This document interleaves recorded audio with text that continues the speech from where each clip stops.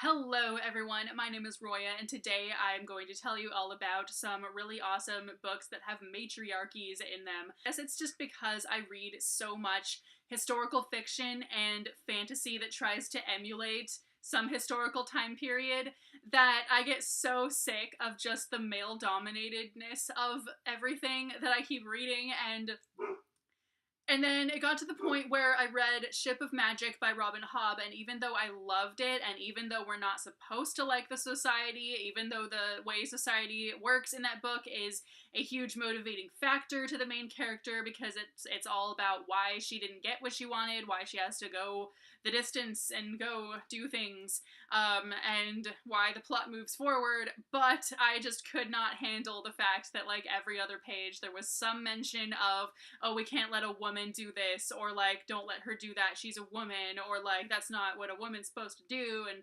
blah-de-blah-de, and I just got so tired of it because I read so much of that all the time in like every other book.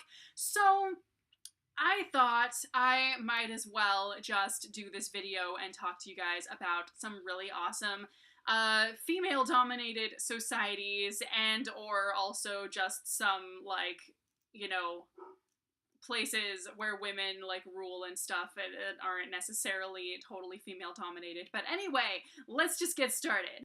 So the first one is kind of a bad matriarchy, but they're still totally badass, and that is the Sisterhood of the Blade from the Demon Child trilogy by Jennifer Fallon.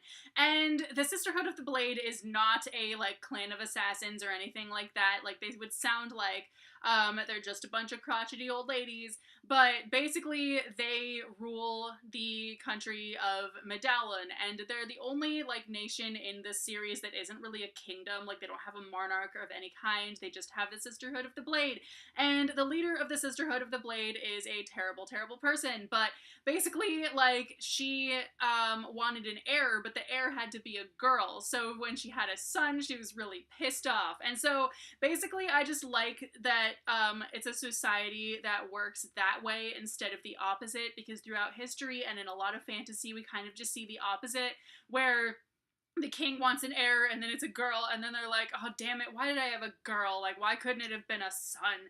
Meh. The next one is fairly obvious, and that is Three Dark Crowns by Candace Blake, and basically, like, all the key players in this entire story are women. There are a couple of, like, you know, male love interests in there somewhere, and there are some other dudes in there somewhere who are, like, just minor characters, but everyone else is a woman, and I love it. The next one, kind of is tricky about whether it's really a matriarchy or not, because it, basically men and women are totally equal in this world for all intents and purposes. Nobody who rules necessarily has to have an heir that's the same gender, anything like that, but anyway, I just wanted to hold it up and show it to you guys anyway.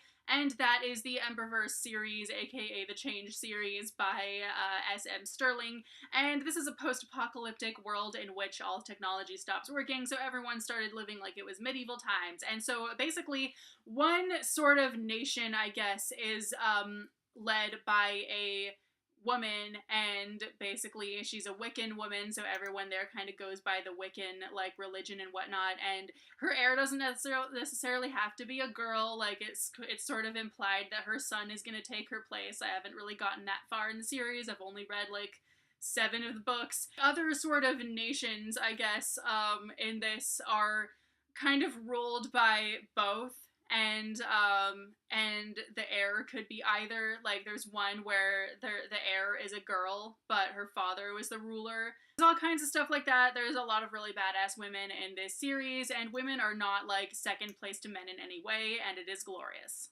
And the last one that I wanted to mention is the Queen's Thief series by Megan Whalen Turner, and this is not a matriarchy in any way. Women are still kind of, like, second place to men in a way, but 2 out of the main, like, 3 kingdoms that this series takes place in so far are ruled by women. And it's basically implied that that's not the norm, but that's almost cool, because you kind of see how much these women had to prove themselves to get where they are, and how hardcore they had to be, and how they had to go the extra step and whatnot, and how, like, awesome they are as women. Let me know what some of your favorite matriarchal societies are in books, and I will talk to you later with a new video. Bye!